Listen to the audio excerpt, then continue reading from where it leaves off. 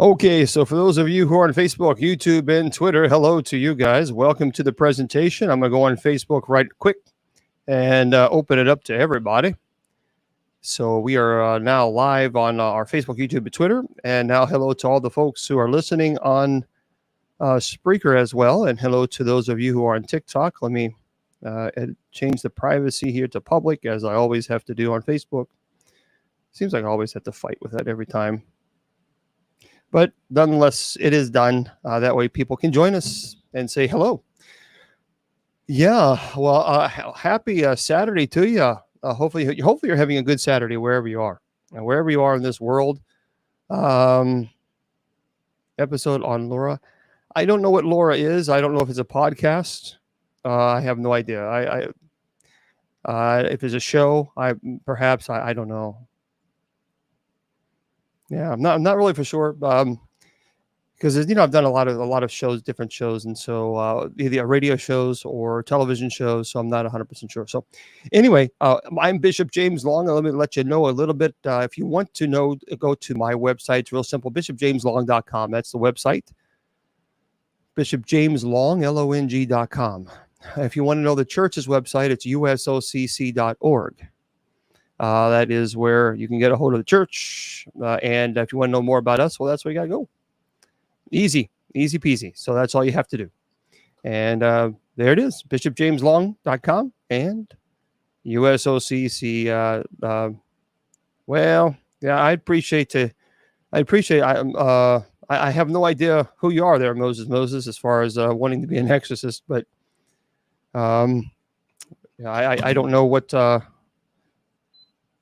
We're very, very. Oh no, film crew. No. We don't do all that. No. Look, we don't do entertainment.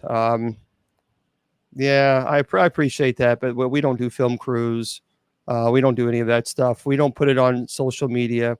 And anybody who does exorcisms and puts it on social media will have to answer to God for that. I think it's an abomination. I think people who do that should be ashamed of themselves. It is a very sacred rite. It is between that person and God.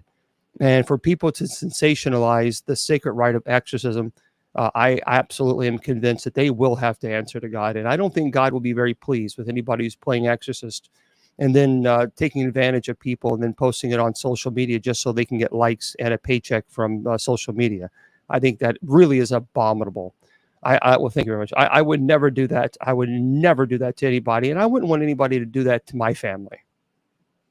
But there's a lot of charlatans out there, especially today, who are filming people and just putting a camera right in front of their face and then putting on all over social media for the sole purpose so they can get likes. And that is wrong. That is just absolutely disgusting. I find that deplorable. I believe is an abomination. It is sacred. And it is not to be showed or broadcasted to everybody just so they can see what it's like, so they can eat some popcorn and drink a Coke and have entertainment for the night. Well, having your Coke and eating your popcorn and being entertained while somebody is going through extreme emotional trauma says a whole hell of a lot about society today. Anybody who actually likes to watch someone go through torture while they're sitting eating their popcorn and drinking their Coke, perhaps maybe should go see a therapist. I won't ever sell out for $1. I will never sell out for sensationalism. And I'll be damned if I ever put a camera in front of anybody's face who's going through extreme trauma just so Bishop Long can get more famous in the social media. I don't give a damn about fame. I don't do it for money. So I don't do it for fame. You do things for fame so you can get money. Well, I don't charge. So therefore, fame, I don't care about fame. Fame is irrelevant to me. What is very relevant to me is helping people who are actually going through extreme trauma. And then these charlatans go around putting a camera in someone's face who's going through extreme trauma just so they can go on social media and say, look at how great I am. Well, enjoy your wonderful world today because you sure in the hell will be burning in hell tomorrow by doing it. Yeah, that pisses me off. That's a human being who is suffering. And we've now gotten to a point in society where we want to see it on film so we can be entertained for the night. If you want to be entertained, then get Netflix.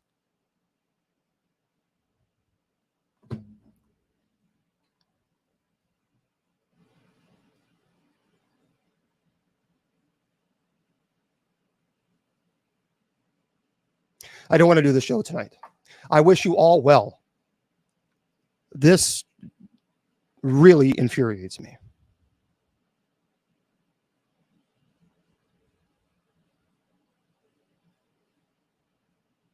Maybe social media is not where I need to be at all.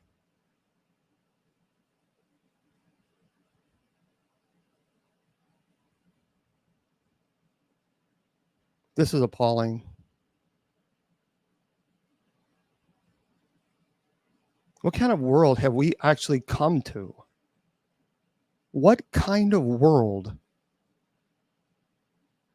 have we come to where we want to be entertained while watching someone go through extreme mental, physical, spiritual trauma? What a sick and twisted culture.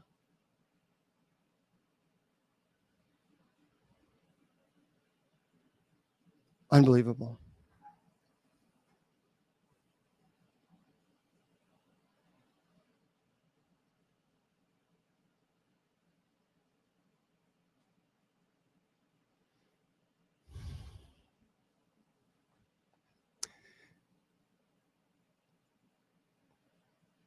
People ask me all the time if they can go with me to watch an exorcism because they want to be entertained.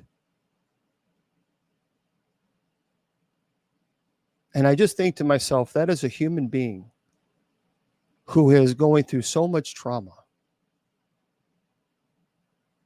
The family is going through so much trauma. And people just want to be entertained. They just want to see it. They want to see the trauma so they can get all scary inside, so they can watch and sit back and eat popcorn and drink a Coke and watch someone go through pure hell for entertainment.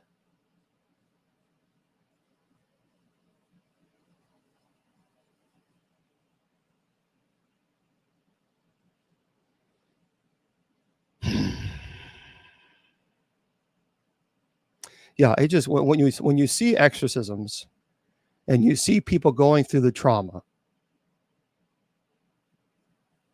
and you see the pain that they have endured and are enduring. You see, I'm a human being, and this is why I don't charge,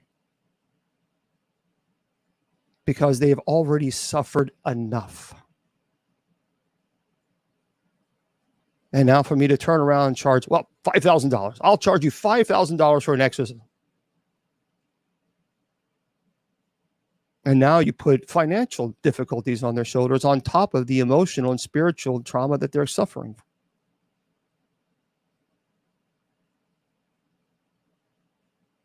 I will live in a cardboard box on the street before I charge anybody for me to perform the sacred rite of exorcism.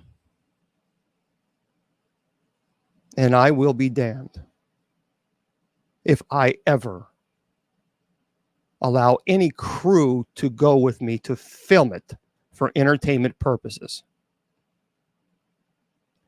Because if a crew showed up and tried to film during an exorcism, I would introduce their cameras to a location that they've never seen before.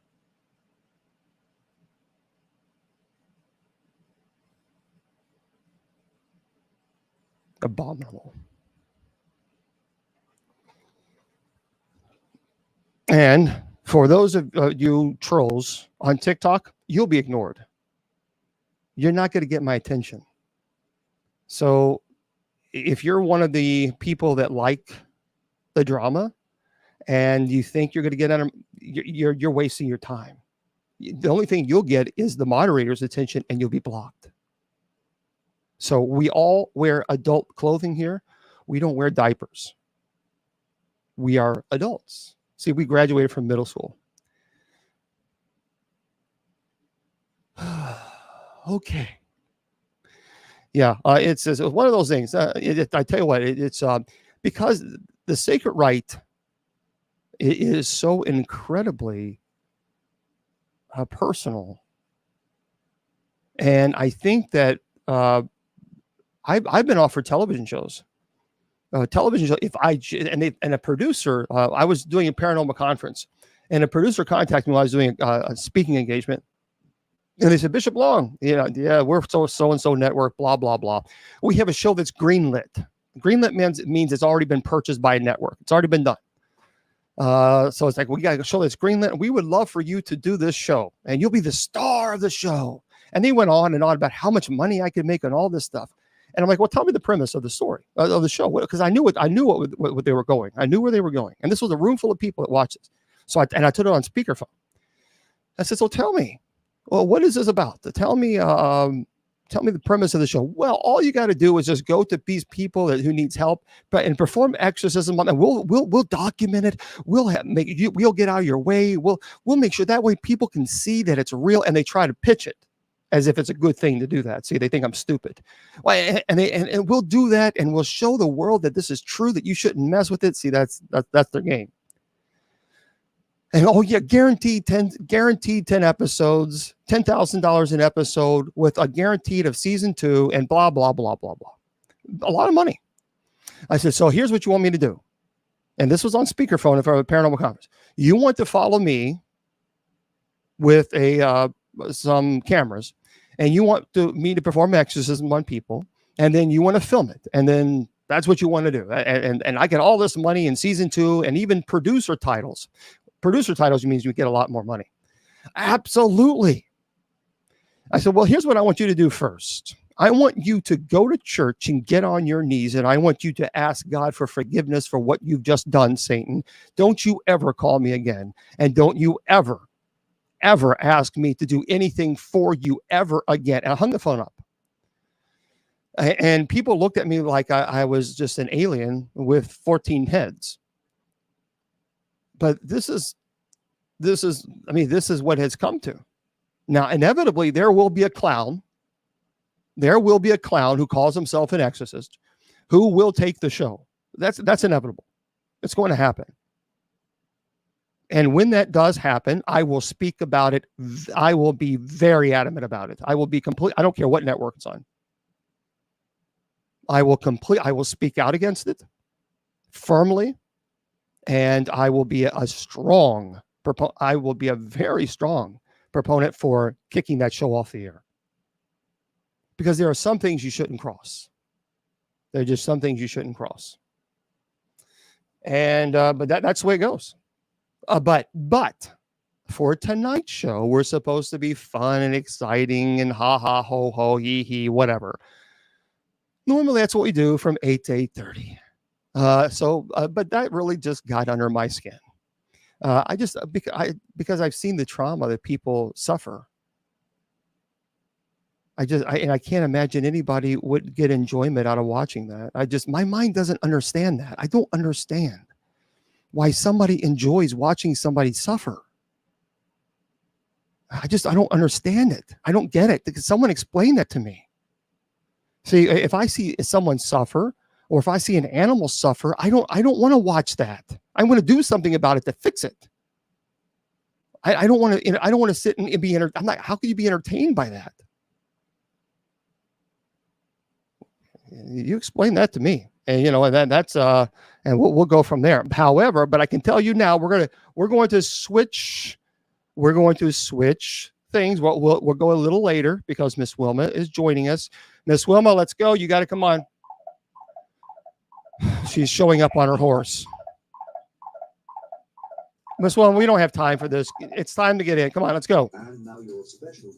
She's always just signing up. She's always on her horse. Yes, that's a. Too sexy for this radio. Way too sexy for this radio. I don't need this right now. I don't need this. And Mr. Producer, no. We don't need Miss Wilma telling us she's sexy and she knows it. Not after that. Hello, Miss Wilma. Are you sexy and you know it? Hey, Bishop Long. How's everybody doing tonight? Well, it was okay. I do want to say this, okay? Oh, you in trouble now.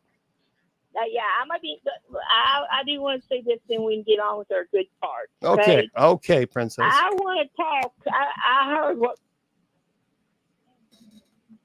Hold on, Miss Wilma. Hold on, Miss Wilma. I accidentally pushed the button. Battery 80%. She's still talking. She won't. Connected to. Listen. Okay, can you repeat that? Because I had you on off speakerphone. What were you saying? Oh, well, son of a gun. Oh, I got that soul now. She didn't even listen. Please release the devil so he won't have your soul and turn to God. How you doing? That's all I want you to do, because we're all brothers and sisters. Okay. Hello. Hello. How you doing? How you doing? Miss Wilma, I had accidentally pushed the wrong button. I took you off speakerphone and I asked if you could repeat that. And here you go. Finally, you just finished the whole. Do I say it again? Folks, I'm telling you. No, because I talk. Okay, here's what I did. I accidentally pushed the mute button and.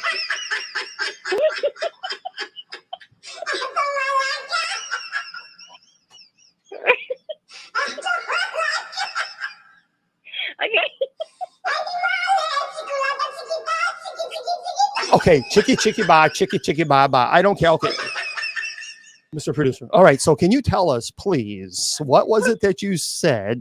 Because I accidentally muted your microphone. Okay, I do want to say this to the ones out there that are eating popcorn, drinking, thinking it's funny to watch somebody suffer. Mm-hmm. I do want to say this.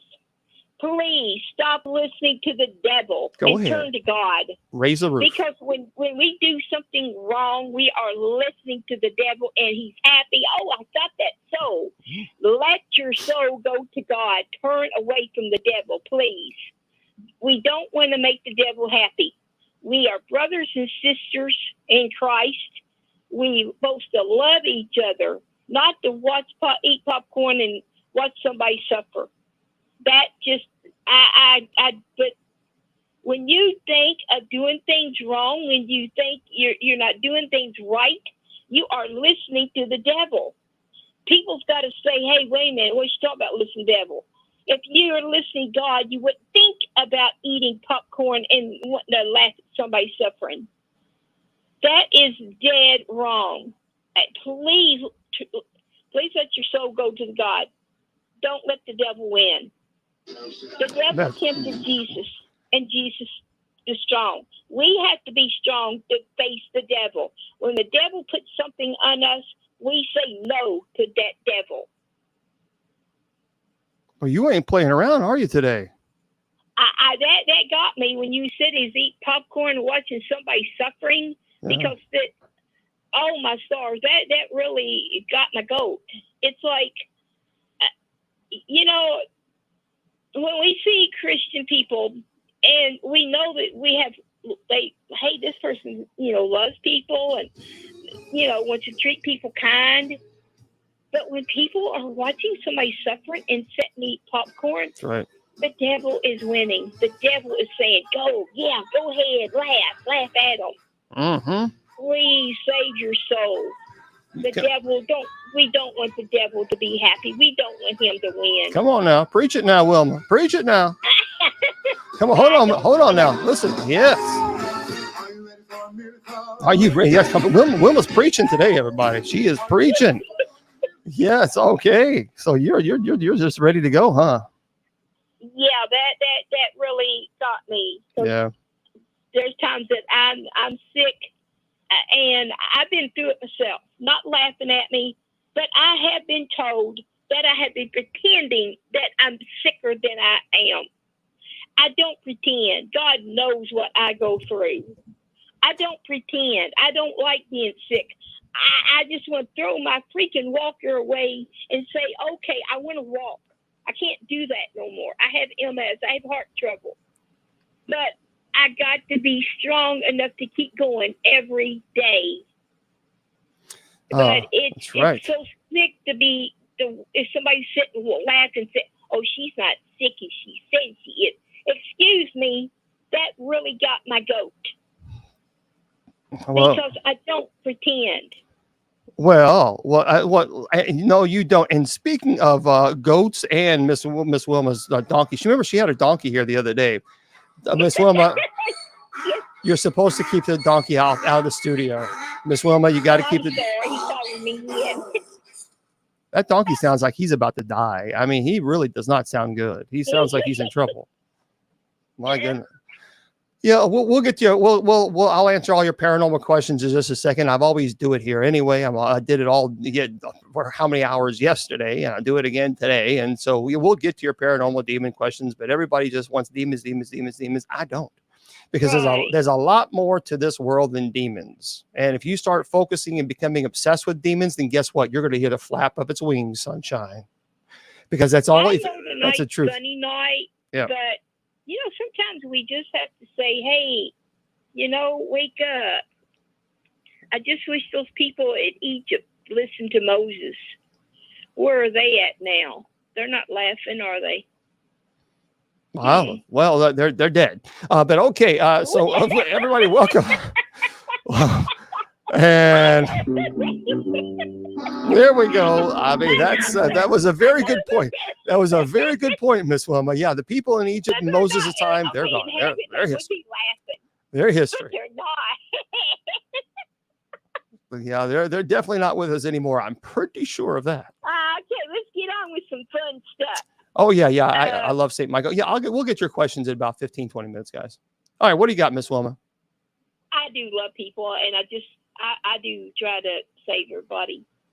I am so excited. I have really been so excited today. Mm-hmm. You know what I saw today? No. You don't know what I saw today? Oh, my stars! It's going to blow your mind. Your reflection. Wow! I just can't believe what I saw. Something scary. Your reflection in the mirror. Oh, but I'm bound. I saw. What'd you see? Everything that I looked at. No.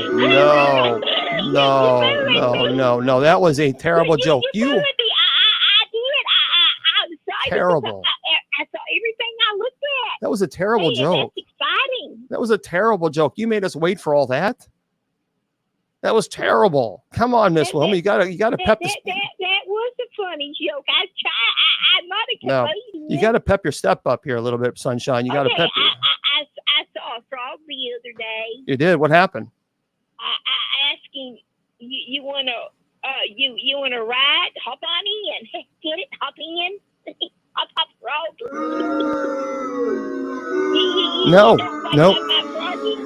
So far, you have been strike number 2. I'm telling you, you got to watch out. Strike number 3 is coming up. Did you hear about the poor man? Please tell us. He called the doctor and he told him, "Oh, please, I've got 60 seconds to live." The doctor told him, "I'm really busy. Can you wait a minute, please?"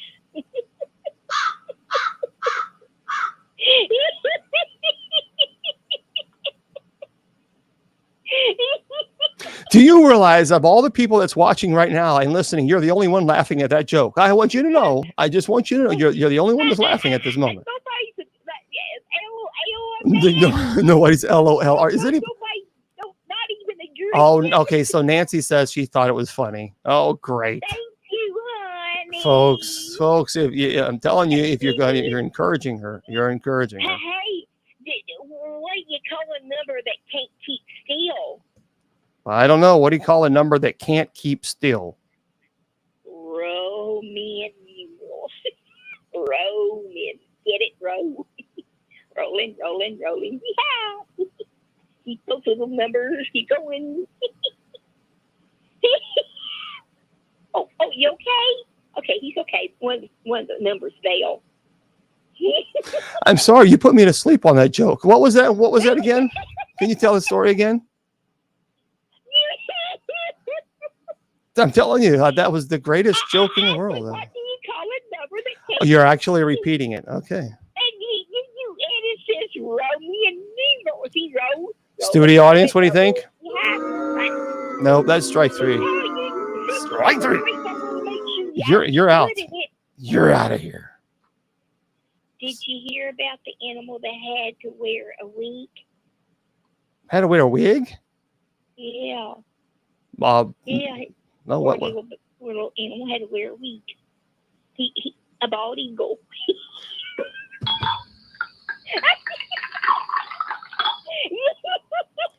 Wherever you are, cheers. Cheers, everybody. Cheers. It's going to be a long night. Hey, you know ducks has they food, but they do. They have quackers. Quack, quack, quack. No. I wonder if Donald Duck and Daffy Duck eat quackers. No, Daffy Duck doesn't eat quackers, and the only person who eats quackers is you in these jokes.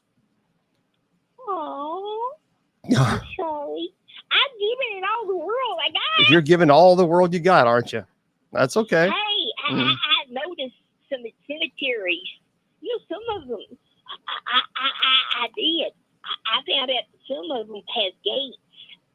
They do. Yeah? The cemeteries have gates. People are dying to get in. Oh, yeah. I'm telling you what, down in the holler, where Wilma lives, she lives on top of the mountain in the holler. Yep, right there in the gates. Did you hear about the poor pig? Please tell us about the poor pig. The poor pig had an ink all over him. It came out of the pen. Get it? The pig came out of the pen. Oh man, that joke sounded as bad as the donkey that you brought into the studio that was dying. Poor little pig. Did you just snort at us like Misery did, like that, or Kathy Bates did in the movie Misery? I smelled the pig. The pig got out of his head. Don't you understand? I had to make the pig noise. I tell them. I mean. Well, we have the new Annie Wilkes. The new Annie Wilkes right here, folks. New Annie Wilkes from movie Misery. I'm telling you, folks, that's exactly what happens. Right there, folks. Yes, it is. What happened? What happened is you put down the moonshine and get away from it for a little bit while you're telling these jokes. I never drunk the lip. You haven't? Are you sure? I haven't drunk the lick in my life. There we go. Now you got it. Yeah, I'm so telling so smart. You couldn't figure out what that intelligent word was, huh? Yeah, that's these football words are kind of mighty hard to say. Yeah, I totally understand. I get it. No, I get it. I get it, Wilma. You know, when you look at me, you think, wow, I never saw a person be so smart. Oh. Did you ever think that? Studio audience? Maybe? Oh no, that's pretty serious. That is pretty. I was thinking about that. Yeah. I really truly was. You were thinking about that? Keep on it's thinking. It's 29 after I do want to tell some stuff. Well, tell some stories. Well, number one thing, I do want to say this. If you have cellulitis on your legs, and if they come to be blisters and your legs are real red, please go see about it. Because I wasn't going to go see it till next Tuesday. Because I thought, well, blisters and, the redness as well, that went along with, cellulitis. Well, if it went for Bishop long, I would have still been waiting for Tuesday. So I had to wind up going to the urgent care. That's how bad my legs are now. And I'm going through a lot with them. They got me on 3 different wraps. Feel like my legs has cast on it right now. But yeah, they said if it got any worse, that I had to go to the hospital because it's that bad. But the nurse came and wrapped my legs with medicine. I do have medicine now that has rats on it. That's pretty cool. And but she said, she don't think I have to go because I got shot, antibiotic, and then plus got antibiotic pills. So if you have cellulitis and you think, oh well, this goes with it, please have it checked on, because I didn't. I would have waited. I didn't think anything about it. You got to be careful with that, because you got that is, especially, it starts getting infected and all that. That's very dangerous. Oh yes, I didn't know about. Okay, another story. The police stopped a Nebraska man for having a real live bull riding shotgun in his car.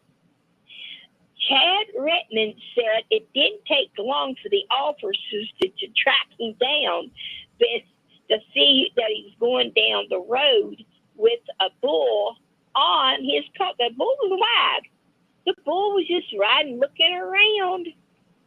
What? Like, okay, he was in the car. The bull was. The guy laid the seat down, and the bull was he's riding the bull around. That sounds like something that you would do. Well, I can see me doing a little monkey or a bear, but a bull, nah, I'm not too happy with bulls. I really don't like bulls. I don't like bulls either. I better get on with my, it's 8:32, better get off my story. I mean, my movie. Tonight's movie is While You Were Sleeping with Sandra Bullock. Now, a girl works at a train station, and she sees this handsome man and wants to talk to him. She tries to every day. Well, one day he said hi to her, and she's like, oh, hi. Well, he walks away, and a man pushes Peter, that's his name, on the tracks, and it knocks him out. Well, here comes a train coming. So she pulls Peter off the tracks. So she went with him to the hospital to see, make sure he's going to be okay. Well, he's in a coma. So she told the doctor that she was his girlfriend so she could get the scene. So here comes Peter's family, and to go see him. And the nurse said, oh, this is Peter's girlfriend. We didn't know he had a girlfriend. Well, they make all over, talking to her, and they invite her to the house for Christmas. But I don't want to give it away, but things get way out of control.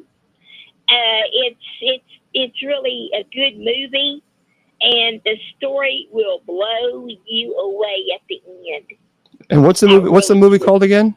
It's called While You Were Sleeping with Sandra Bullock. Disney Plus. All right. Well, there we go. We'll have to check that out and see what it's like. Yes. Well, I'm going to jump off here because I know you're going to get paranormal, and I hope everyone has a great night. And I love all of you, and God bless. Thank you, Wilma, for jumping on with us and saying howdy. All right. Bye, everyone. All right. Bye-bye. Bye-bye. There we go, everybody. That's Miss Wilma. For those of you who don't know, again, I say this all the time because a lot of people may not ever go and watch the show here. Miss Wilma is in heart failure. She has a pacemaker. She has multiple sclerosis. She has severe issues with her health issues. She has,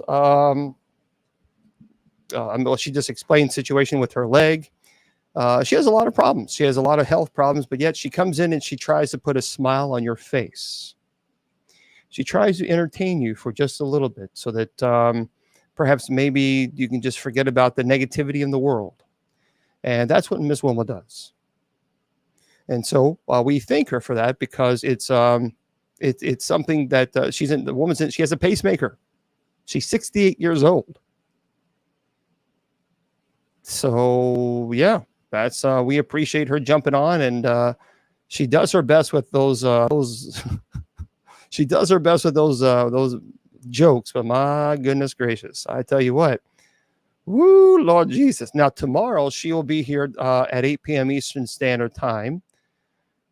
We're going to be doing a Bible study. So keep in mind, Bible study, I don't entertain any paranormal questions at all. Sundays and Wednesdays are strictly bio. Now, of course, if we finish the Bible study, then yeah, I will. I'll entertain those questions for you, no problem. But when we have them, nope. I'm very strict about that because that's people's faith, that's people's church, and so we respect that, and we do not do any paranormal questions until that's over. So there we go. Anyway, so several of you kept asking questions about the demonology and supernatural, and so there we go. If you have any questions, you're more than welcome to ask them now, or we can kind of go away. Spiritual awakening, it depends on what you mean by spiritual awakening. Yeah, I didn't get to my full walk-in today because I had last night I had a terrible cluster headache. I couldn't do the Bible. I couldn't do night prayer last night because it was just too much pain. This morning I woke up with a nasty migraine, so I couldn't get my full, workout in, which that was no good. No, Nephilims are not. They're not demons. Nephilim actually means in the Septuagint, in the Greek translation, it means fierce warriors. It has nothing to do with the offspring of demons and women. Actually, Genesis chapter 6, verse 4 makes it very clear the Nephilim were. So the whole idea that the sons of God were demons who had relations with women, no, they did not. First of all, that was just created to sell a documentary and a movie. That's all it went, and books. Jesus makes it very clear in Matthew that angels neither marry nor procreate. So therefore, demons cannot procreate. Demons do not procreate. Nephilim were not the children of demons and women. That's an incubus and succubus case. Incubus and succubus case is a very violent, very, very violent case. It has nothing to do with producing offspring. Nothing. Genesis chapter 6, verse 4 makes it abundantly clear that it says that the Nephilim existed before and after the sons of God had relations with women. So therefore, the sons of God having relationship with women could not have produced Nephilim because the Nephilim had already existed prior to them doing this. The sons of God, you ask any rabbi, will tell you that they were the children of Seth. Seth is the third child of Adam and Eve. It has nothing at all to do with demons and the Nephilim and all this other stuff. That's absurd. And also 1 Timothy chapter 4, verse 7, Paul tells us to stop arguing over the endless genealogies and the foolish myths of the Nephilim. It was introduced in the 3rd century and 2nd century BC, and that's where we get, of course, the book of Enoch. It was a mistranslation, and Paul makes it abundantly clear that Nephilim were not the demons and the offspring of angels and women, and they certainly were not. So there, it's absurd. It was just made, folks. It was made for the one purpose and the one purpose only, and that is to sell junk. That's it. To sell junk, to make a buck. That's all it was. That's all. To sell a movie and to sell documentaries and to sell, which they made their millions. They made their millions spreading this ridiculous, idiotic belief. And they certainly promoted it because that they're going to promote it because that's the premise of the book. So, sorry, folks. The Nephilim were not children of offspring of demons and women. There's several. Well, I mean, gosh, there's several movies that try to make the Nephilim as the offspring of demons and women. Well,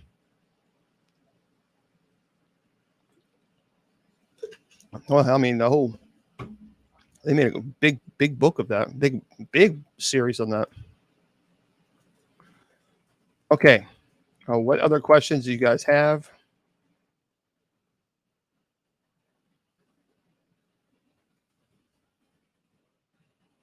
Well, Goliath. See, actually, Goliath. Historicists, they will actually tell you. People who, of course, study history. we believe the way about it's described in the Torah was that Goliath was roughly between. There's a debate, but whether he was 6'9" or 7'2". It was somewhere around that height. But what we definitely know is between 6'9" and 7'2". Now, of course, if you have David, who is 5 foot, well, yeah, you're looking up a 7'2". That's 2 feet. Again, the idea of a giant is very subjective, because some people may think that 20-foot people are giants, whereas other people may think 7-foot people are giants. You see, remember the Andre the Giant. So it's very subjective. The term itself is subjective. So, yeah. Well, the movie is The Mortal Instruments, City of Bones. It's based on the first novel, the Mortal Instruments series. And the Nephilim in the movie are depicted as the offspring of angels and humans who fight against demons to protect the human world. But there's other movies besides that. So.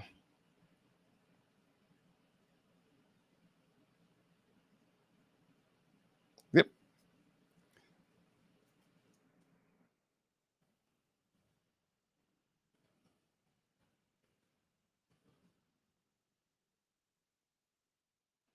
Asking me on Messenger. Okay. That in your quick prayer, lung giving. Oh, goodness. Oh, I certainly will. Very sorry about that. Yeah, certainly will. Absolutely.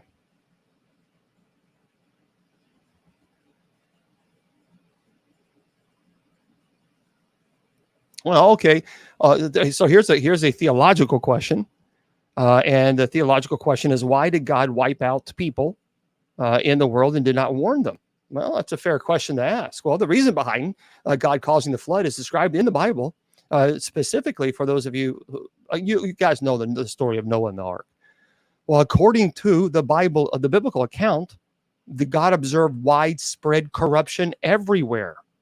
Violence, wickedness among humanity at the time was at the lowest of the low, and God's decision to send the flood was prompted by these negative circumstances. And in terms of warning people, the story suggests that God did indeed warn humanity through Noah.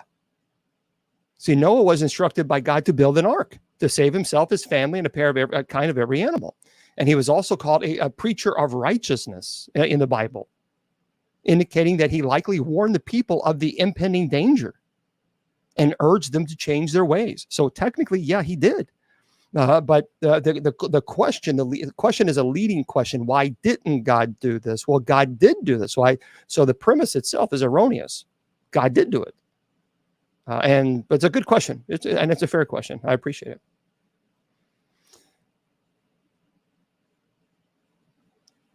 I don't understand. I don't know what that means. Well, there's a lot of people asking questions. So Echo, I have no idea what question you're referring to. I got people asking me questions on Messenger, on Twitter, on YouTube, sending me private messages here and on my on Facebook, YouTube, and Twitter. So can you ever? Okay, can you cover a little bit about what giving an invitation to demons and what that means? Many have said nothing has ever happened to them. Okay. No. Hang tight. It's a good. Hang tight, Echo. Hang tight 1 second. I don't want to miss your question. So let me answer this question, and I'll get to yours in just a second. So it says, Bishop, I have a few people listening tonight. Can you cover a little bit about what giving an invitation to demons and what that means? Many people have said nothing has ever happened to them. Okay. Giving an invitation, for example, is when you are, let's say you go to a paranormal location and you say, is it anybody here? I dare you to do something. Come on, I dare you. I dare you to just push me. I dare you. You see, the demons don't dance for you for $1. That's not what happens. So you can command, come on, do something. The demons are looking right at you within 5 feet, 5 inches of your face and saying, oh, I will do something. When you're lonely and your wife or husband leaves you or your partner leaves you and you lose your job and you become very sick, and that's when I'm going to accept your invitation. You see, demons are very, very patient. Very patient. But you've given the invitation. Once the invitation is given, you may forget about it 5, 10, 20, 15 years from now. You may forget it completely, but the demons haven't. And the demons are going to accept that invitation. And they're not going to RSVP. They're just going to show up. And when they do, they have the right to do that because you gave them that invitation. See, people are playing with Ouija boards. Folks, Ouija boards are stupid. They are stupid. People say, well, I play with Ouija boards all the time and nothing's ever happened. And I say to them, yet. It makes no sense to me whatsoever. It makes no sense to me that anybody would place their hand on a board using the planchet there and then allowing a spirit to manipulate your body to move the planchet. Why would you do that? Why would you give any spirit, I don't care who it is, why would you give any spirit the ability to manipulate your muscular system? That makes no sense. It's preposterous. I can't understand it. My brain doesn't understand that. That's unbelievably ignorant. But if you do this and you give the invitation, then the invitation is going to be taken. Maybe not tomorrow, maybe not the next day, maybe not next month or next year, but they will take that invitation. Thank you very much, Betty. And thank you again for those of you who have offered the gifts to the ministry. Thank you. So this is why you have to be very, very careful. Because once that invitation is given, they will take it, but they're going to take it in their time, not yours. And this is what gets people into trouble. Because then they push and push and push. And sometimes demons are not stupid. They know how to entice us. So they'll give a little. Oh, did you hear that noise? Oh, do something again. And then a little. And do something again. They're just toying with you. They're toying you with you like a cat toys with a mouse. You don't realize, though, that you're the prey.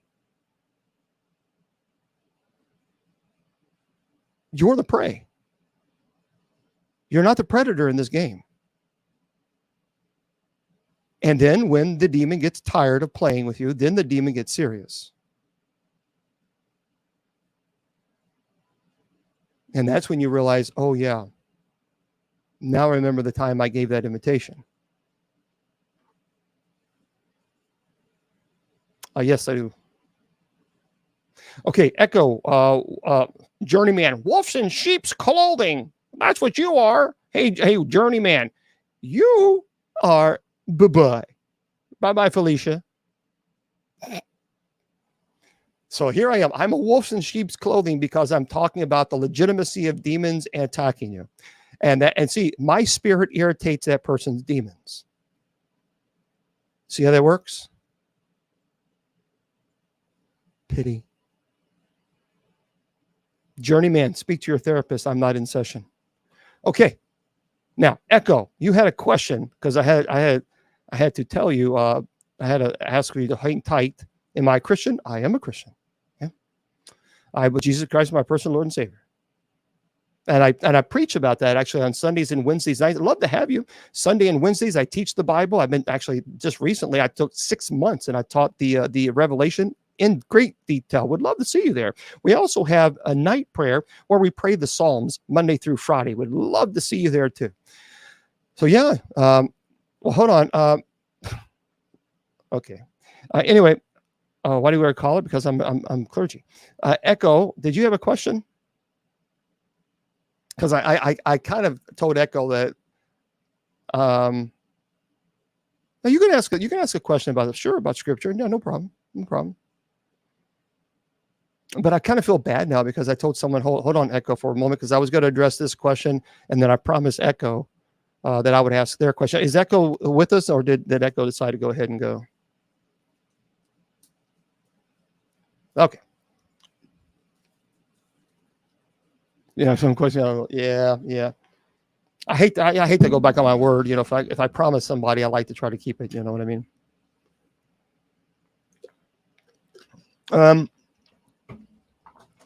Yeah, that just really irritated me earlier today. I had quite a few people asking me if they can come film with me to perform an exorcism, and that really gets under my skin. I think that is the dirtiest thing to ever ask an exorcist. I can't understand.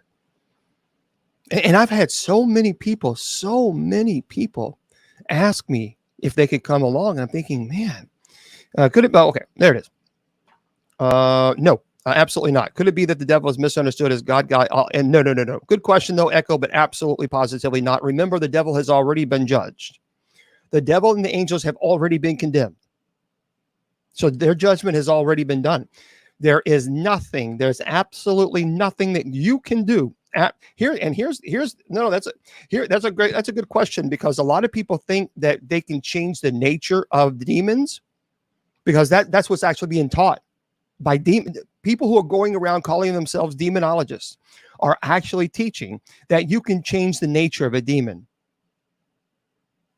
Well, those people have literally their education from the Cracker Jack box. You cannot change the nature of a demon. That is unbelievably egotistical and unbelievably arrogant to think that you can. Remember, they were in the very presence of God, and they still fully rejected God completely with pure hatred in their hearts. To think that we, who are the created beings, can somehow change the nature, change the minds of demons that God couldn't. Now, that doesn't even sound right. So no, we cannot. Absolutely, 1,000,000%, we cannot change the nature of a demon. They've already been condemned for eternity, and what they have done, Echo, and everybody, what demons do is pure hell. What they do to people is torture to levels that's one of the reasons why I come on and I teach about this, so that you don't have to watch it, so that you don't have to see it, so that you don't have to be there when families are there have been times that I've walked into a family's house, and a mother fell on her knees. I'll never forget this. She fell on her knees. She grabbed my feet and was kissing my feet, because she was so happy that a clergy actually believed her, because her daughter was going through hell. She watched her daughter go through extreme, and I'm not going to get into it. I'll just say it was a very, very, very violent incubus case. Very violent. And her mom was sobbing. So for 15 minutes, I had to, I'm getting on my knees and I'm hugging her and holding her, and she's shaking, because the pain that she has been watching her daughter endure, and she can't help it. She can't fix it, and she sees what's going on. And I'm not. This. One day I'll write about it. One day I'll write about it. I'm not going to talk about it because I don't know who's watching. But one day I'm going to write about it, because I think people need to know some things that happens. That's why when people say you can change the nature of demons, you have no idea. That's like changing the nature of a shark. They're predators. That's what they do. And I remember holding this mom for about 15, 20 minutes just to kind of calm her down before I couldn't even perform the exorcism. It was that I'll never forget that. I'll never forget that. I will never, ever forget that moment. Because the possession doesn't affect just the person who's possessed. Possession affects the whole entire family, because they're seeing their loved one deteriorate, and they can't do anything to stop it. And a lot of times clergy will not help. So people always say, you're a wolf in sheep's clothing. It's like, shut up. Here's what I studied for the Roman Catholic priesthood. I was trained in theology. I was trained in philosophy. I learned a great deal about demonology and possession. I studied with the Benedictines, and I studied with the Jesuits. I am blessed. I truly am. I'm blessed. And I think God put me in that situation for today, for what I do today. I have a doctorate in ministry and 3 masters. And I worked my butt off for my school. And by the way, when I was and here's why I'm very proud of my academic, and I talk about sometimes my academic credentials for this reason. When I was in middle school, I struggled with school. I struggled because my brain somehow just couldn't connect to how they were just the teaching. So my mom, she actually, because I struggled in education, she took me to the nuns at St. Anthony's. and the nuns gave me tutoring.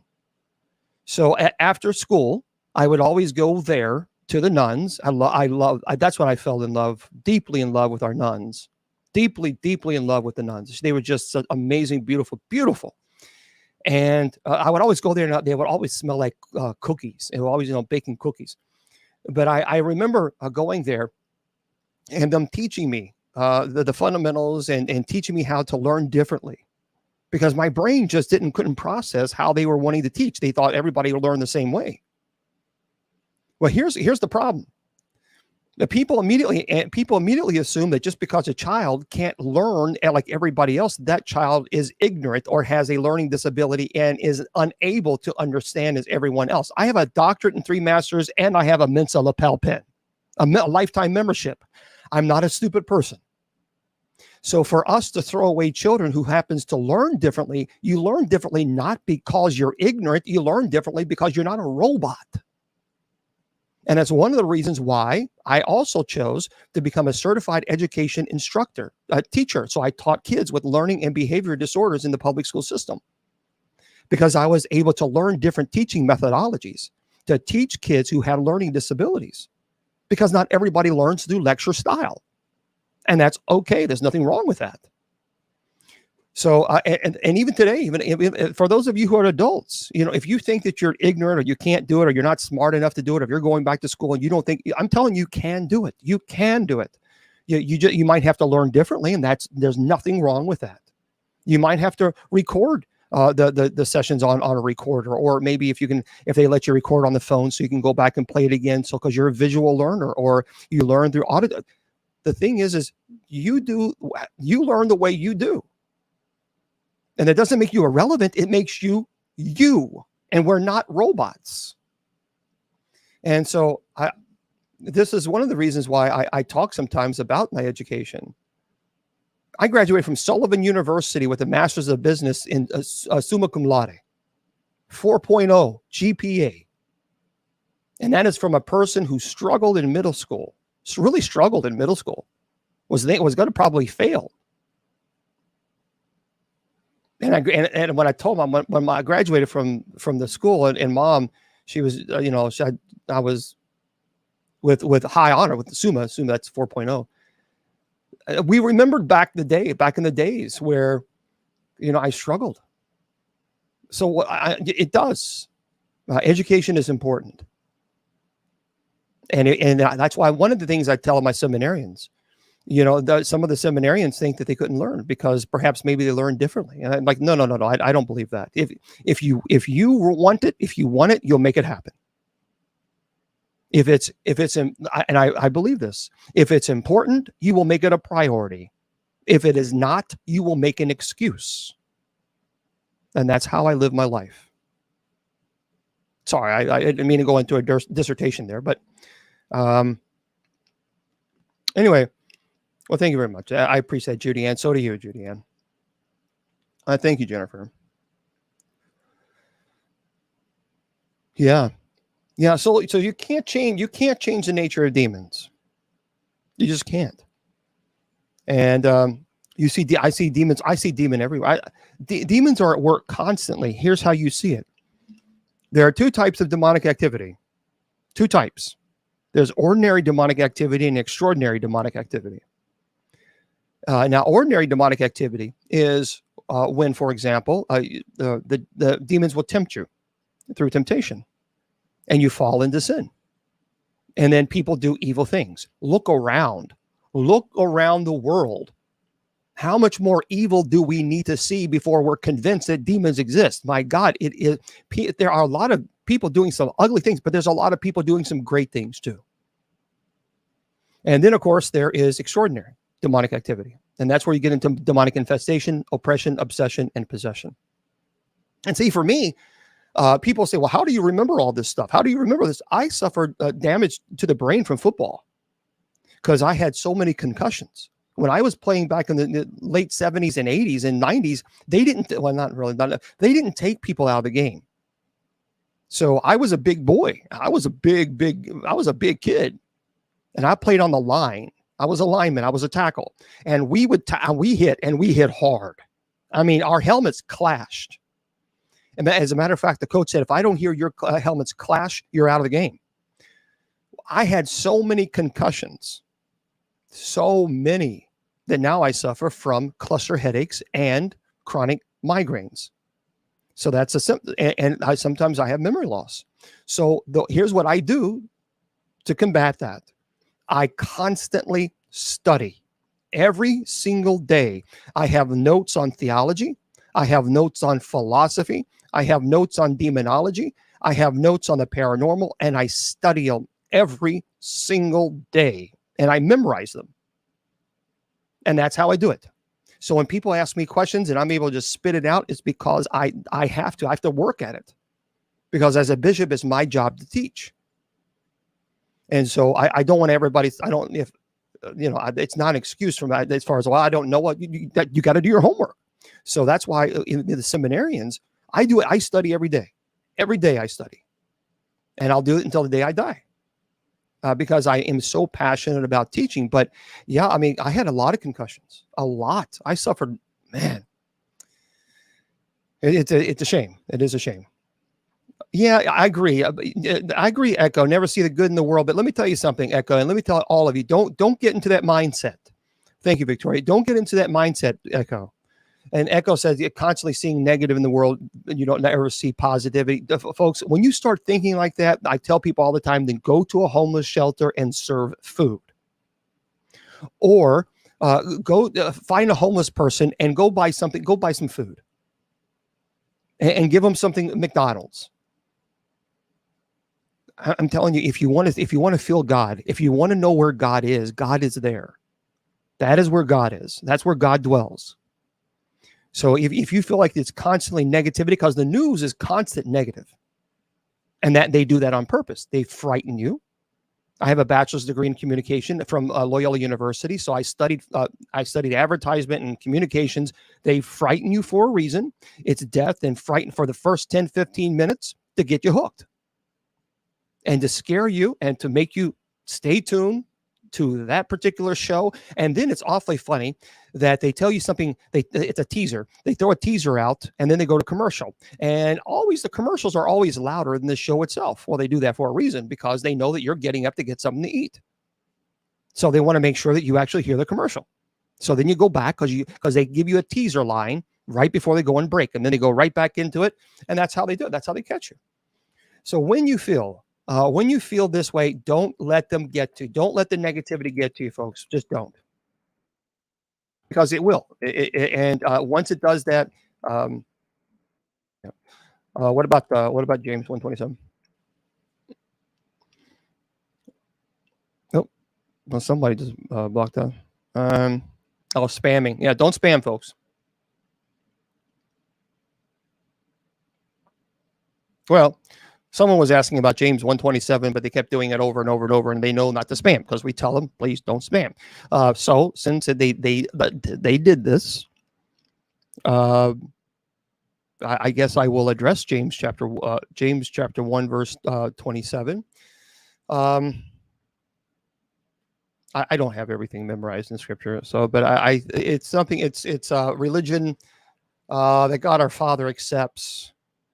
As pure and faultless as this, to look after orphans and widows in their distress, and keep oneself from being polluted in the world. So actually, you might, I guess if we can unmute that person, because he is right, but he did mute. So yeah, he did spam. Just don't spam. So, but we do. Well, we have to take care of our orphans. We have to take care of our widows. We are our brother's keeper. And the reason is because if we don't, then we fall into the philosophy of Nietzsche, which is called the overman mentality.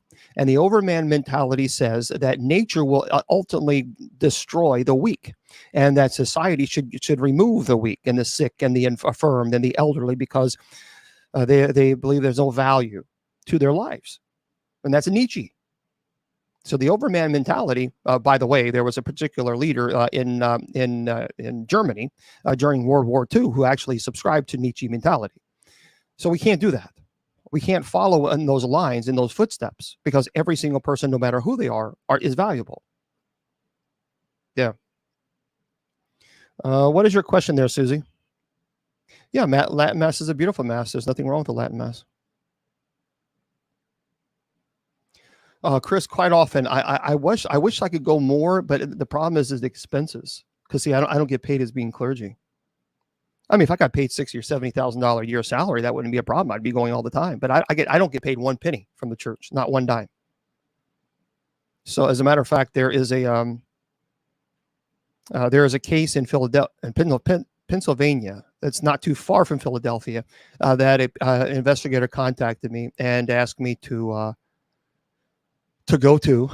So I'm trying to raise money for that to get over there, but I'm going to have to fly because it's a long distance.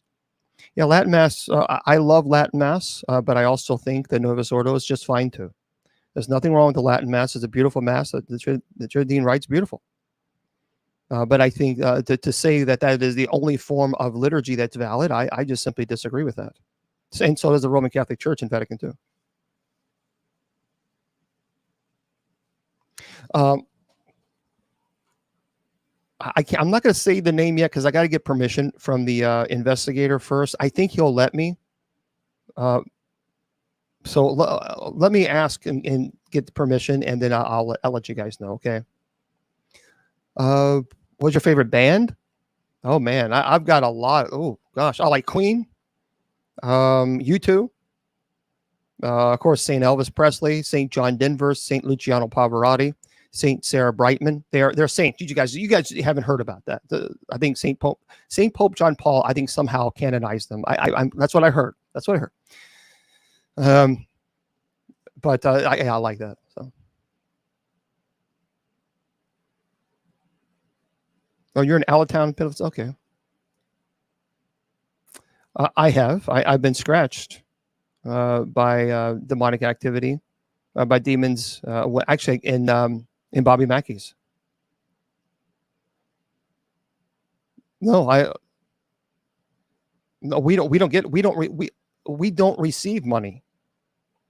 So we are not actively receiving money at all. The church that I belong to does not do that. We don't do that at all. We're not set up as a business.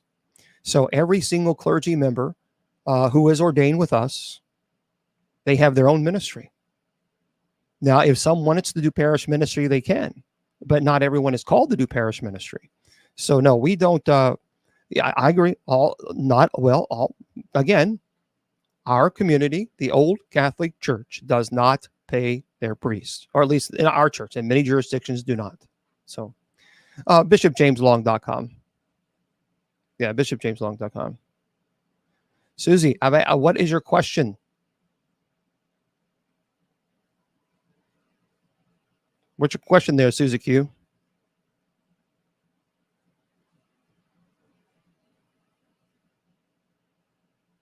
I think some music can invoke demonic that's evil.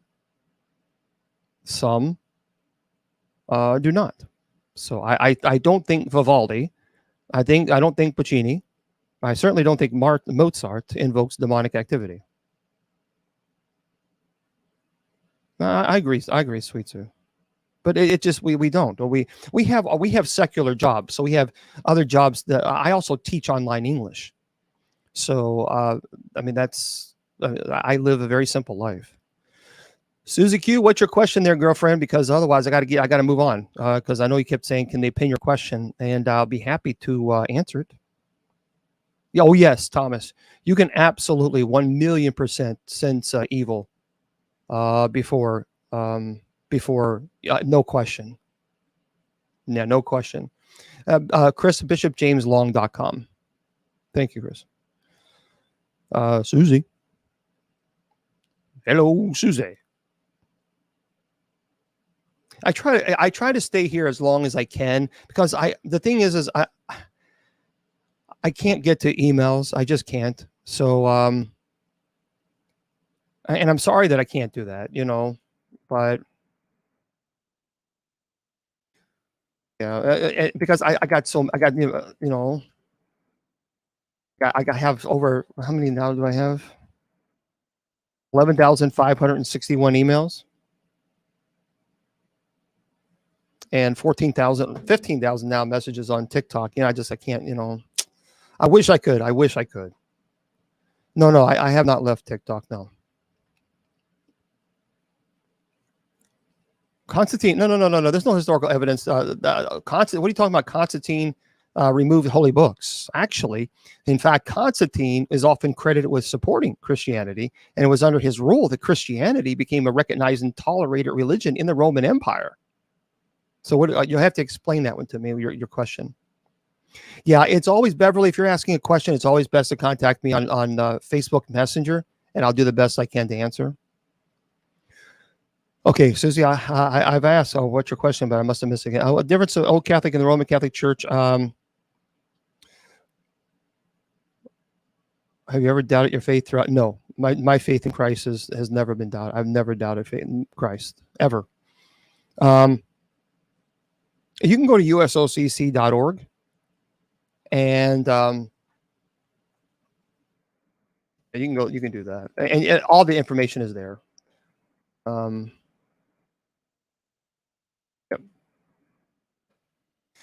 Basically, it stemmed from the Church in Utrecht. The Church in Utrecht was given complete autonomy by the Roman Catholic Church. It actually started way back in the 12th century, and ultimately they were given complete autonomy. And then the Church in Utrecht became very wealthy. And then the Roman Church said, "Okay, now we want all your property, we want your money." And the Church in Utrecht said, "No, you can't have that." They said, "Yep, we're going to take it." We said, "We have complete autonomy." And they said, "We don't care." So then they called them heretics. They put them on trial. And ultimately, there was a split because then the Pope declared himself infallible, and then the Church in Utrecht said, "Nope, that's enough. That's enough. The only one man on earth is infallible, and that's Jesus Christ." So,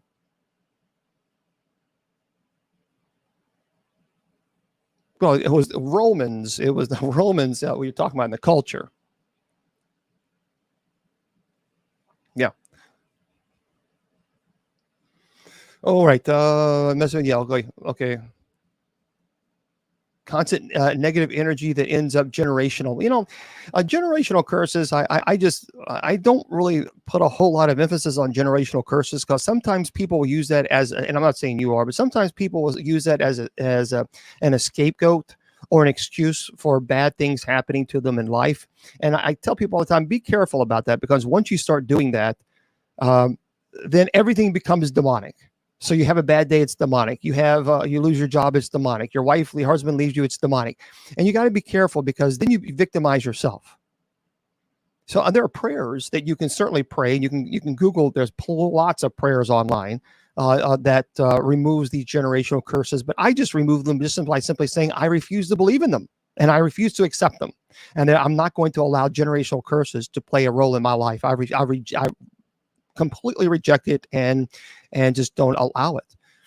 And so, but you can Google prayers on that. But I just, people sometimes get into that mentality of, okay, I'm a victim. And then it may not be that at all. And so that's an issue. Yeah. So we have to be careful about, I think we have to be really, really cautious about this. The thing is that your church was a schismatic. Well, schismatic means that we're just we broke off from the Roman Catholic Church. However, he does, and technically that's true. We are no longer part of the Roman Catholic Church. However, the Roman Catholic Church does acknowledge our orders. As a matter of fact, there is an article. Again, this is on usocc.org, and I appreciate you defending me. Thank you. But usocc.org, there is an article that's written by Dominus Jesus that was written by Pope Benedict and St. Pope John Paul. And it clearly states that any church that has apostolic succession is considered validly Catholic. So they absolutely acknowledge our orders because we can show our apostolic succession to Peter. So Peter laid hand upon that apostle, this apostle, that apostle. So I have a 121-page document that shows my apostolic succession. So anybody who says, truly anybody who says, that the old Catholics do not have valid orders, they do not understand Roman Catholicism, nor have they read the Catechism. So it's abundantly clear if one does, because I've been trained in the Catechism of the Roman Catholic Church. I studied it in graduate school. But yep, they absolutely acknowledge it. And that's, some people are going to say what they're going to say, and that's okay. It's like, I'm very devoted to the Blessed Mother. Very, very, very devoted to the Blessed Mother. Matter of fact, I'm an old Catholic Benedictine of Immaculate Mary. So I'm a Benedictine, and the Blessed Mother is, matter of fact, a dear friend of mine is such a sweet person. She sent me this, um, and I've treasured this. I mean, it really is. I treasured everything people send me, but it had, Bishop James Long here. She got a little pouch, and she sent me this rosary, and it is just beautiful. And I pray this every day. Every day I pray my rosary, and that's it's a Benedictine rosary. There's the Benedictine medal. Isn't it beautiful? And it has some weight to it. Um, you'll notice that a lot of people ask me, what's the difference between a cross and a crucifix? A cross does not have the corpus, the body of Christ on it, whereas the crucifix does. Yeah. So, and if you want to know about the Benedictine, the medal, what you can do is you can go on my website, usocc.org, and you can click on the Benedictine link, and it will actually tell you. I do have Benedictine bracelets, and I have Benedictine necklace. That's beautiful. I love my Benedictine necklace, and I have those available online, so you can purchase those if you want. And you can go to bishopjameslong.com and click on the store link, and you can get your. And you can find out all about the Benedictine. Saint Benedict is the patron saint of exorcists as well as police officers for protection, and so yeah, it's all there if you want to check that out. Have you heard of something that can mimic the living to the point where someone thinks they're seeing the real? Yes, absolutely. Yeah, Tracy. As a matter of fact, in one of the exorcisms that I performed, the girl actually mimicked the voice of my Aunt Mary, who passed away, and that was just a form of trying to. It's a mockery, but it's also trying to. They're parlor tricks. These are all parlor tricks. So, what if it's a Ouija board created? Well, you shouldn't create a Ouija board. And as a matter of fact, if you do, you should. I would encourage anybody, if you created one and sold one and used one, I would, as a Catholic, I would suggest that one would have the sacrament of reconciliation. And I do offer the sacrament of. There's a good debate. Someone's asking me on Messenger, can you do the sacrament of reconciliation via Zoom or StreamYard? Well, people. I guess I'm kind of old school, and my immediate thought is, no, you can never do that. No. But because of COVID, that actually became a legitimate issue. And in the Roman Catholic Church, the Vatican actually even had a discussion about this, and even in seminaries, because technically, with the sacrament of reconciliation or confession, you have matter and form, or baptism, you have matter and form. But there is no laying on hands necessarily. You can pray over someone. There is no oil or holy water that you place on someone. So the argument is, yes, you can technically confer the sacrament of reconciliation via Zoom or StreamYard or private conversation. There are some bishops in the Roman Catholic Church that says, no, you cannot. There are some bishops in the Roman Catholic Church that says, yes, you can in certain circumstances. So that right now is still debated. It's actually being debated right now in the Catholic Church. There are some bishops in their jurisdiction that will say, absolutely, we see no problem with it at all. I don't necessarily see an issue with it at all.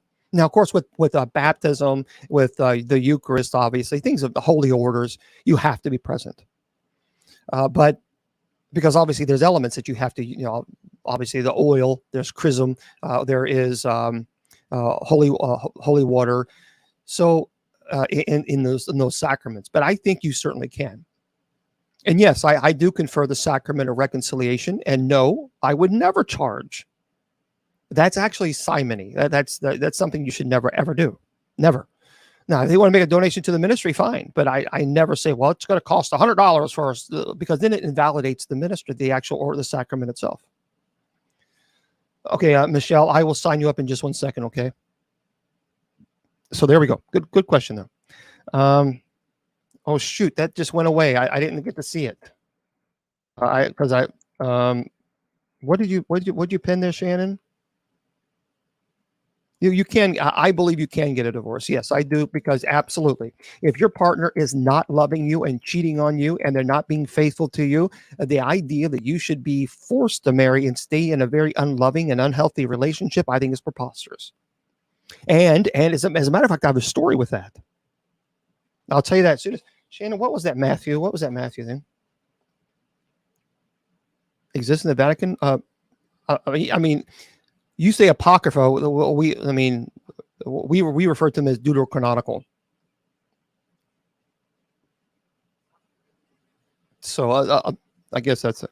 But baptism, yeah. What was it about it, Matthew? What was it? A question specifically, Matthew 26? Okay. Gosh, I'm getting so 20. I'm getting. That's the problem with me. I'm getting to the point where I have to have reading glasses. Matthew 26:16. Oh yeah.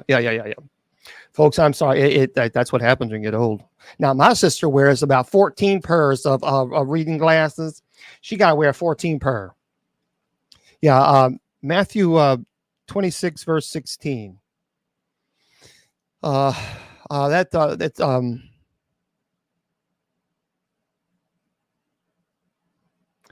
I believe Judas began looking for an opportunity to betray Jesus at that time, and that's the verse. The part of the story leading up to Jesus' crucifixion, where Judas Iscariot, one of the Jesus' disciples, makes a decision to betray him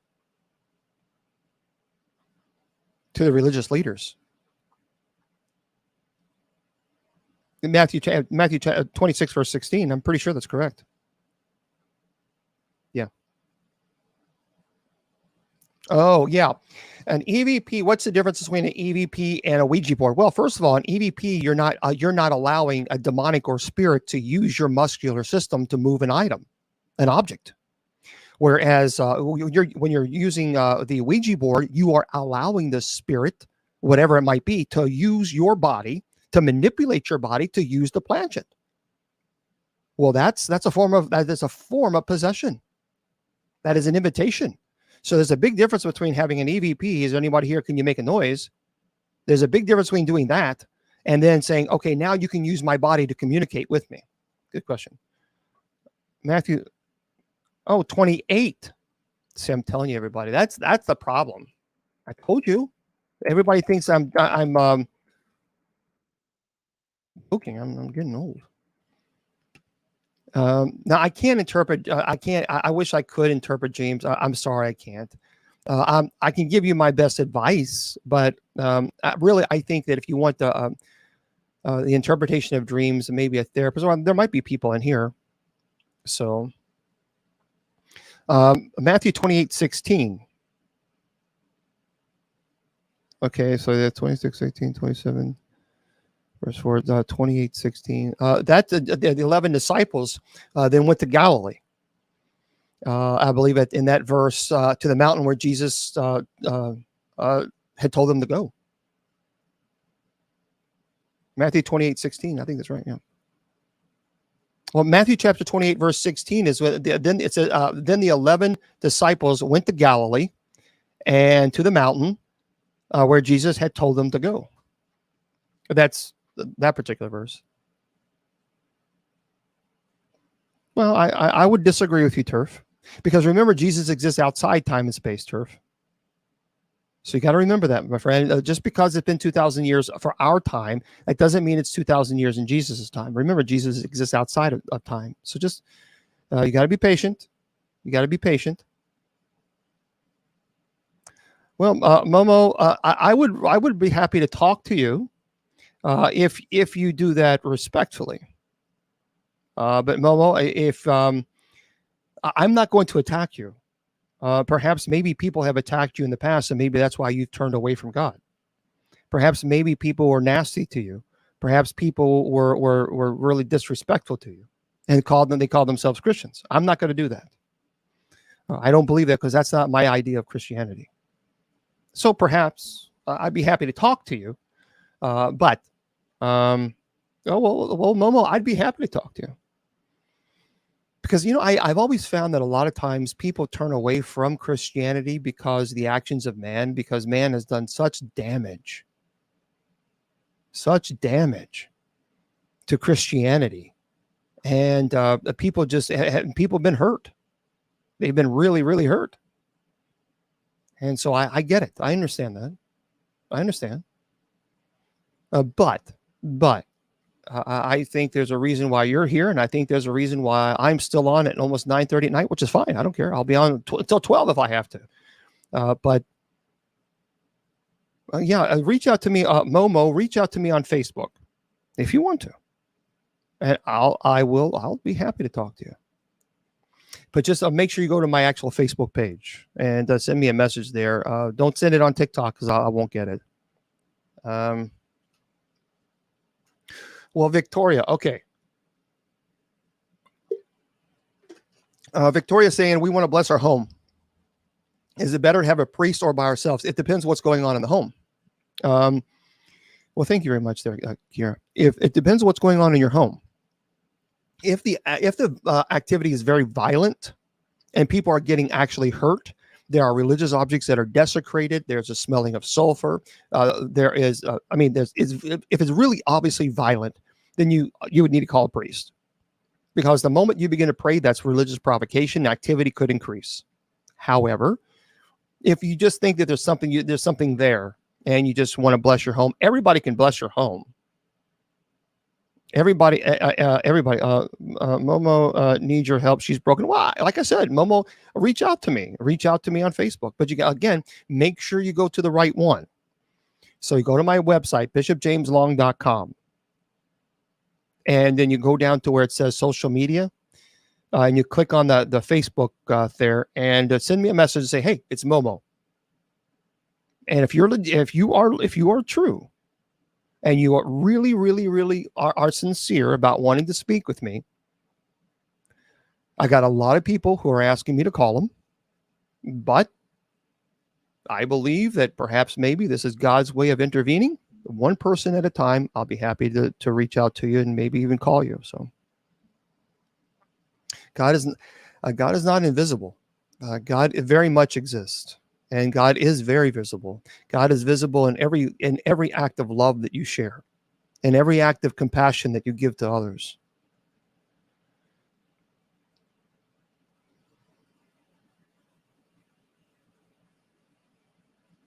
Okay, so do they follow RCC years and readings? What do you mean? Oh, yeah. We have liturgical year ABC as well. Yeah, on our Sunday, when we do our Bible studies, we follow the same mass readings in the Catholic Church. So the Bible studies on Sundays and Wednesdays come from the Sunday readings from the Catholic Church. Yep.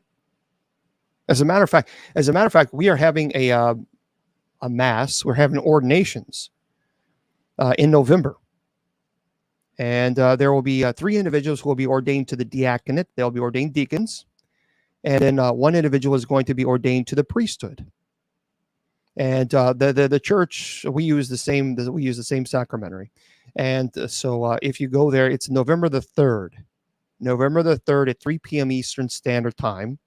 And it's going to be at the Sycamore Springs Chapel. So if you want to go, you guys are more than welcome to. It's in it's going to be in English, Indiana, and it's at 3 p.m. sharp. So I'm pretty hardcore about if it starts at 3 p.m. If it's scheduled for 3 p.m., we're going to go at 3 p.m. Eastern Standard Time.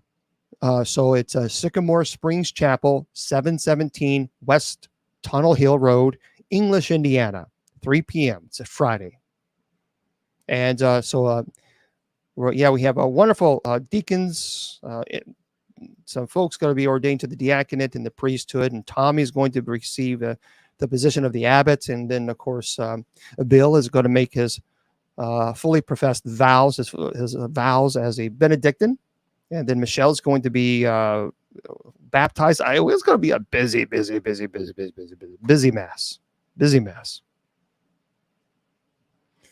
What about visible evil in the world? Well, there's a lot of evil in the world, but there's also a lot of good. I don't focus on the negativity. It's all about perception. Sure, there's going to be negativity. Absolutely there is.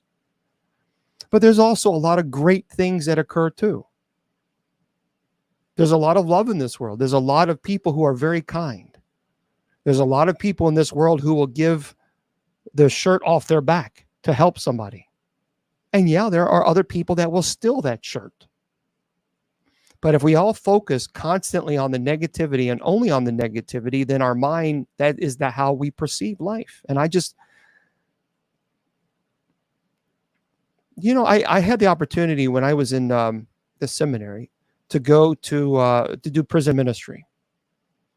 And I got to meet a lot of people who were in prison for a while, 5 years, 6, 7, 10 years. And I would talk to them after they have left prison. And I remember it was so interesting how the little smallest things that just, it was like a kid in the morning of Christmas with full of presents everywhere. It was like, just to be able to go outside, just to be able to smell the fresh air, just to be able to look at the sky and feel the warm sun on your body, or walk barefoot in the grass, or just to be able to go to movies. So many of these, we sometimes forget about the small things that we have in life. And when I talk to these guys and these women who have been in prison for so long, and then they come out and they just the smallest things, the joy of just being able to go buy a McDonald's cheeseburger or a Big Mac. You know what I mean? So yeah, we can look at the world with negative lens, sure. And then we'll begin to perceive that way. So I don't know. Yeah, you can go to usocc.org. Yeah, usocc.org, and you can all the information there is there for you for the history of the church, because I just explained that just a minute ago. So yeah,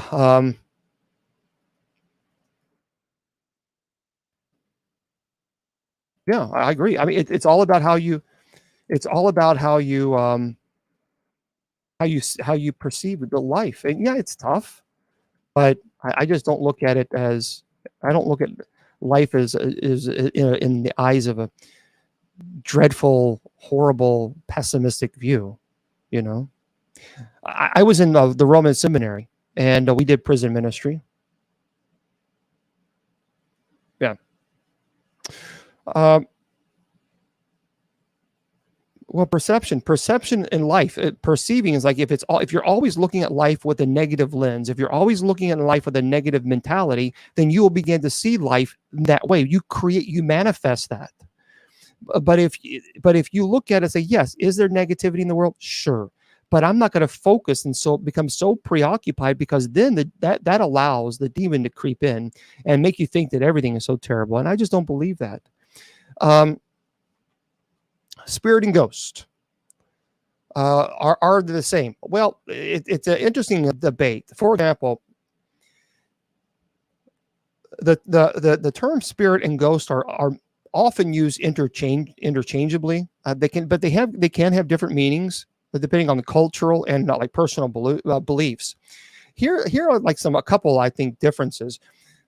Spirits are commonly believed to be non-physical entities that can be associated with living beings or other supernatural forces. They can represent the essence, personality, or a life force of a person, for example.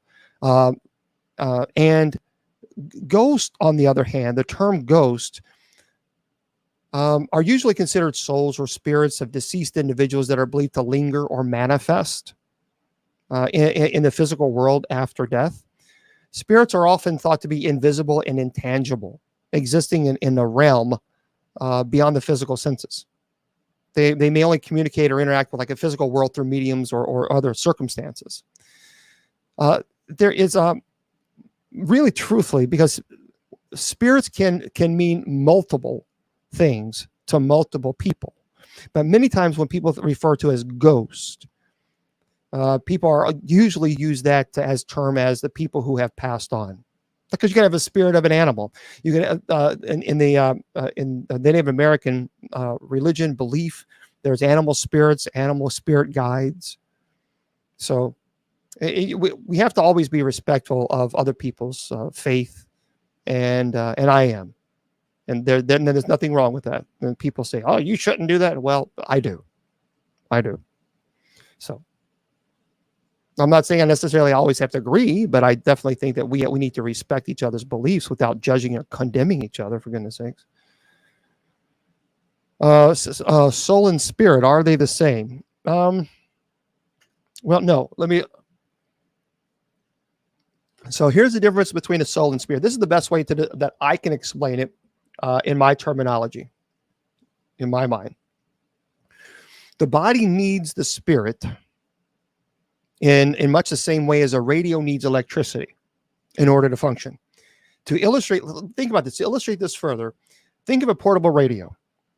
When you put batteries in a portable radio and turn it on, the electricity is stored in the batteries and it brings the radio to life, so to speak. Without batteries, the radio is dead. So it's another kind of radio when it's unplugged from an electric outlet, so it doesn't work. So similarly, the spirit is the force that brings our body to life. And also, like electricity, the spirit has no feeling, cannot think. It's an interpersonal force. But without the spirit or life force, our bodies expire. And back to dust they go, as the psalmist states. But the soul is the very essence of humankind. It is the cogito, which means I think, therefore I am. Descartes, by the way. It is the intellect, the very essence of the human person. So the spirit is the energy that is emitting from the individual. And that would be, I think, the best way I can describe it in its elementary form. Okay. Oh, sure, no problem.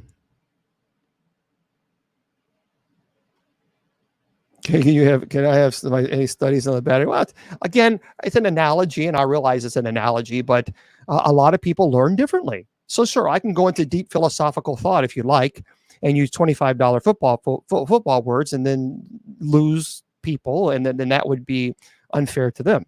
Or I can try to explain to the best of my ability using an example, and hopefully people understand.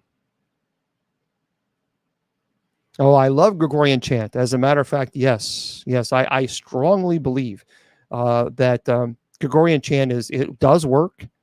And I tell people all the time, when you have negativity in your home, play some Gregorian chant. All right, there, Southern Coke drinker. Okay.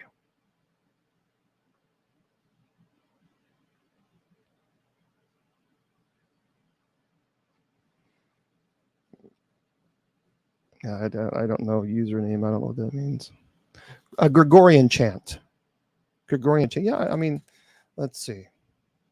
I have a lot of. My goodness, I have a lot of Gregorian chant.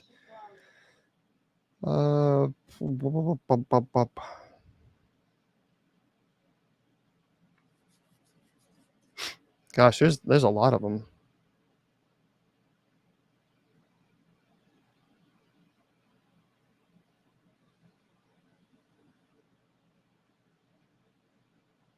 Look on.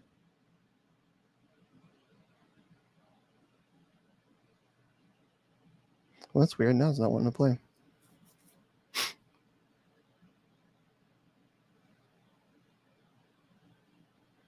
That's what happens when you have the stupid Bluetooth things that don't want to work.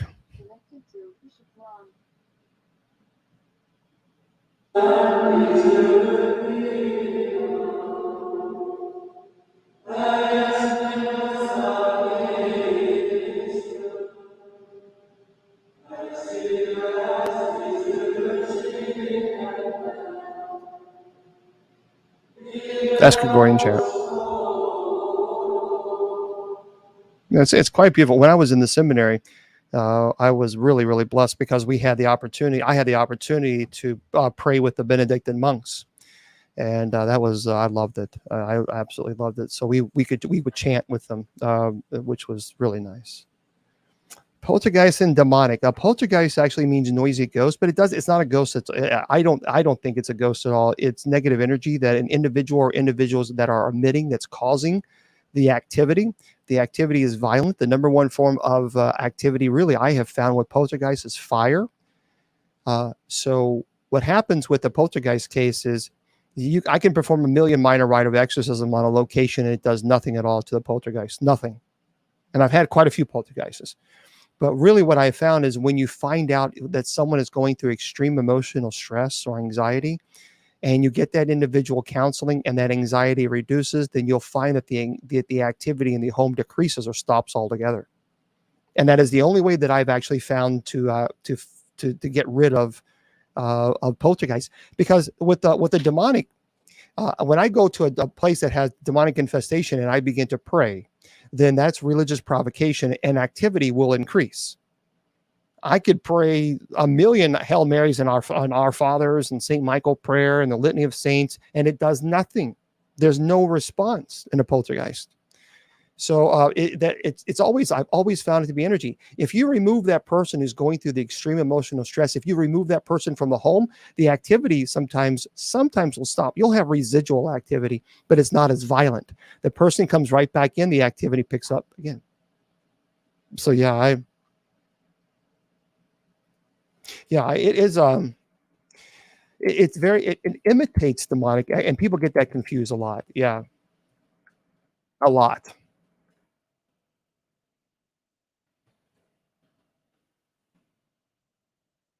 Now certainly you can have malevolent spirits attach itself to that to the activity to the poltergeist, but they don't need that. They don't need it. Yeah, it's not that because with the poltergeist, what I mean, with the demonic, it's not necessary. It's not required because they can already manifest enough energy. You know. Um, oh, absolutely, yeah. You can wear your Benedictine necklace or bracelet every single day. Yeah, and you should. And I do. Yep. There's a lot of people asking questions there on Messenger too, so I'm trying to. Um, what is the chant used as the cardinals go into the conclave? It's actually called the uh, it's a litany of the saints. And then there's another song after that. It's called Veni Creator Spiritus.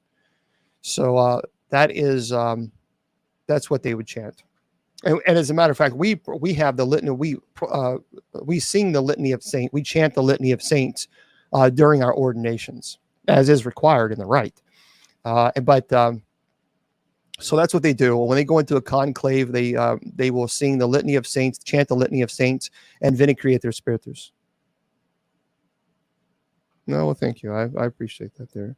User 1408. Yeah, Veni Creator Spiritus is very beautiful. And both of them are very beautiful. There's different type of versions of the Litany of Saints.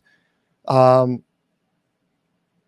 kind of like, I don't like the slower one. You know, there's this really, I'm not a fan of that one. That's just my personal preference. There's a better one. So yeah, I'm still on TikTok. Here's the deal with crosses and crucifixes. I never ever use a cross during an exorcism. Never. I always use my crucifix. Always. And that's just that's what I always use. There's nothing wrong with wearing a cross. I mean, I'm not implying that there is, but as a Catholic, I wear crucifixes. Oh, you're in a group home with emotionally disturbed kids. Yeah, I used to teach kids with learning and behavior disorders when I was in middle school. Well, teaching middle school in the public school system. Yeah, it's. Let's see what version do I like? Yeah, I get it. Her name is Veronica Morrissey. She has one, and that's very beautiful. I like that version. But I also like John Becker's version as well. So this is the one we play at. That's the one that I like.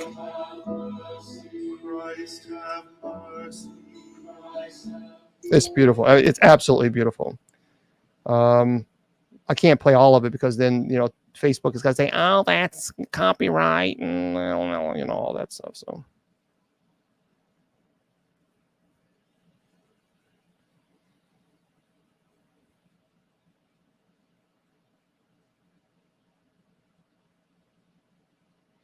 yep. So I just there. Okay.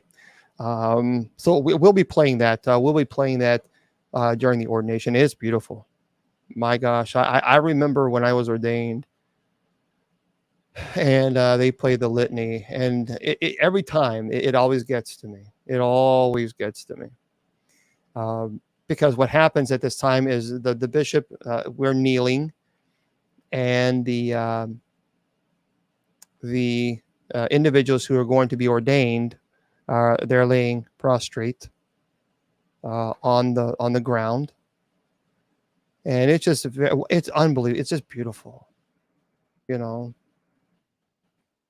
I love it.